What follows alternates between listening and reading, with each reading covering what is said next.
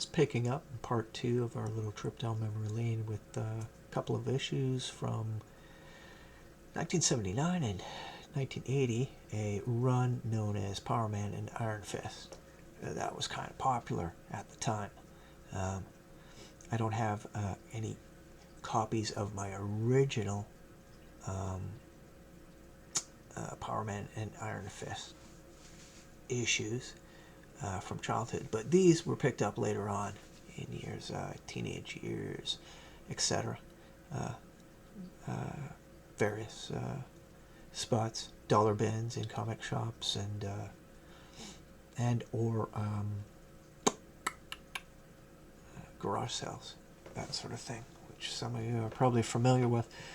These two that were picked out of my existing collection today are of no great significance to represent the run or anything like that, but actually that's one of the points I wish to make concerning so many of the highly competent artists who were not known, who oftentimes didn't stay.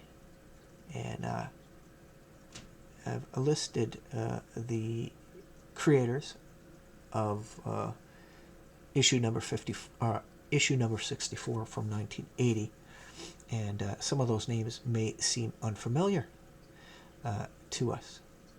But one of the things concerning the credits leads me to a separate point altogether.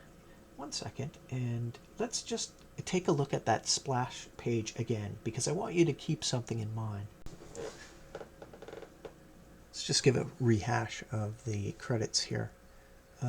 Writer, Mary Jo Duffy.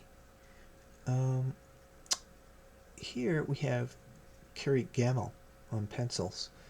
And there's a combination here, Green and D'Agostino on the inks. Diana Albers is the letterer. This title threw me off. Doc Martin, colorist. Now, I don't know if that's a joke or not. I know Doc Martin is the name of a color medium that is used. Are they one and the same? Perhaps someone knows. And of course, there is some recognizable names here. Dennis O'Neill was the editor. And this title, which I found amusing, it leads me to the second point of this presentation. Jim Shooter, titled Lord High Executioner. This is funny because if some of you are familiar with the, I don't know, some opinions of Jim Shooter's, I don't know, personality, derived from the stories of disagreements or conflicts with artists and creative people during his stay with Marvel Comics, keeping the ship tight, whatever. The interest in these kind of conflicts and looking for a bad guy probably comes from the comic book mentality of the reader itself, looking for the good guys and the bad guys. You know, the ultimate example of that being of Stan Lee and Jack Kirby. And, I still believe that a lot of these things were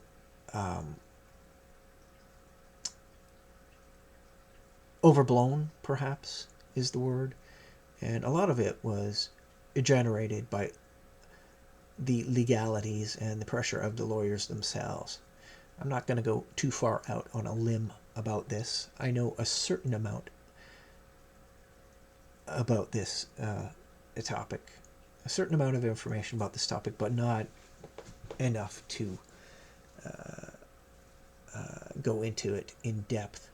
But I will say this, I mean, it's kind of ridiculous in a way how obsessed people get with these particular disputes.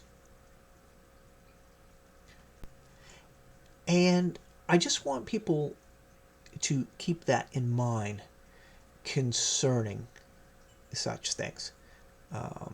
Keep that in mind because there is something else that I want to present uh, in the second issue of this presentation, which might give the fan, reader, etc., what have you,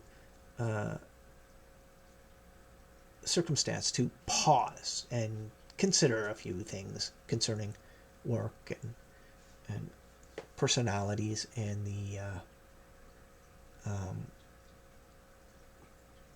nature of business.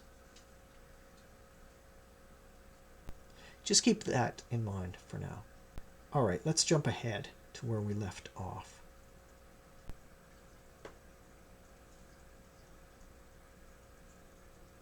And there we are.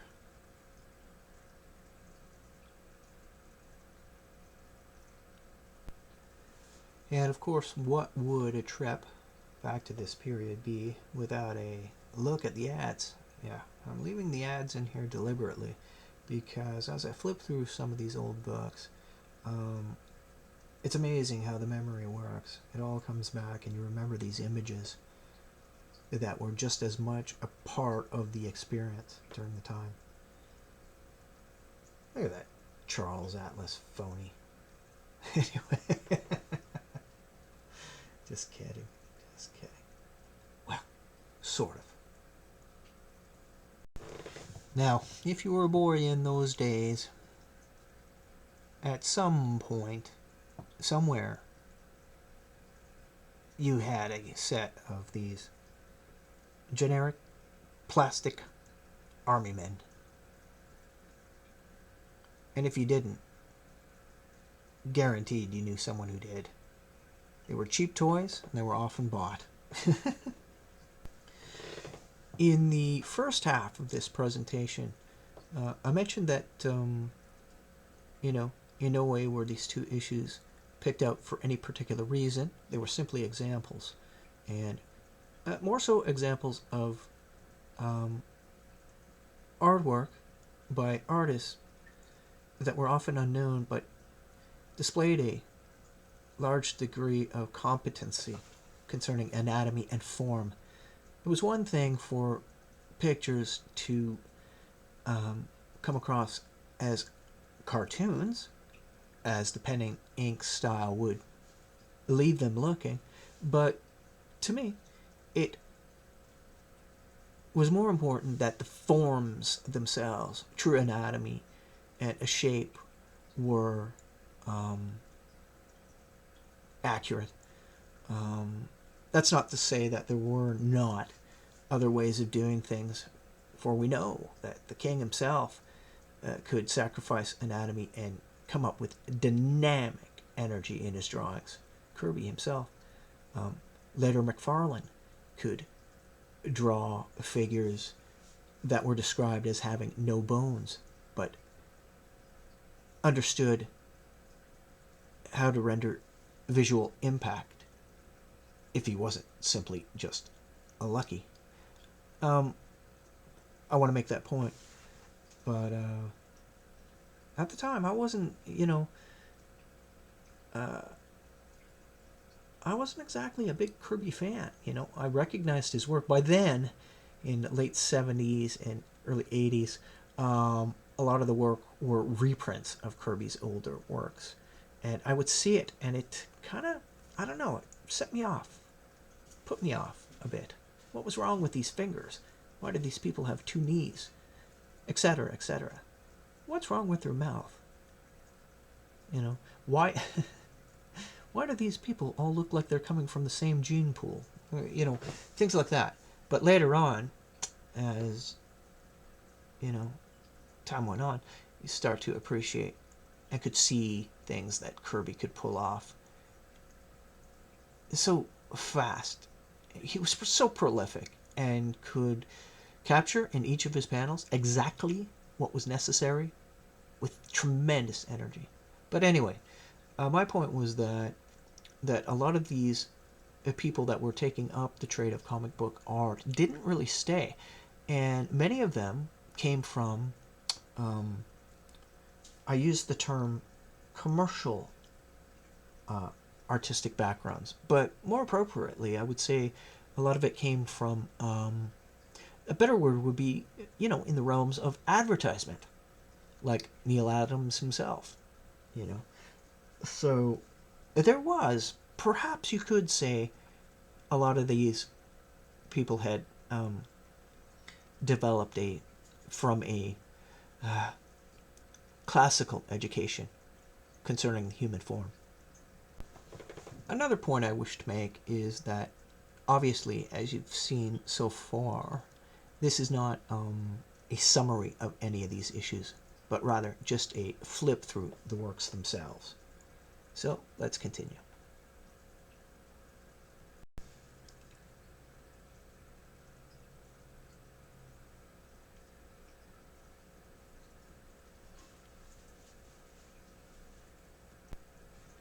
Anyone out there remember Whoppers candies? Right. Mmm.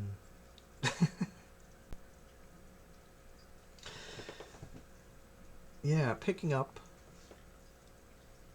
on the idea of so many artists that were so competent. Marvel had a certain standard they were trying to maintain. This realism was something they seemed to be going for. And if you could render that and be equally fast and make deadlines, I suppose you had a future at Marvel. But as I said, a lot of people didn't stay. And, most of this spirit or this request from Marvel was based mostly on the success coming from the camp of Buscema, Romita, Gil Kane, Gene Colan, Neil Adams, um, you know, and the pioneers, of course, stemming from, Kirby and Ditko.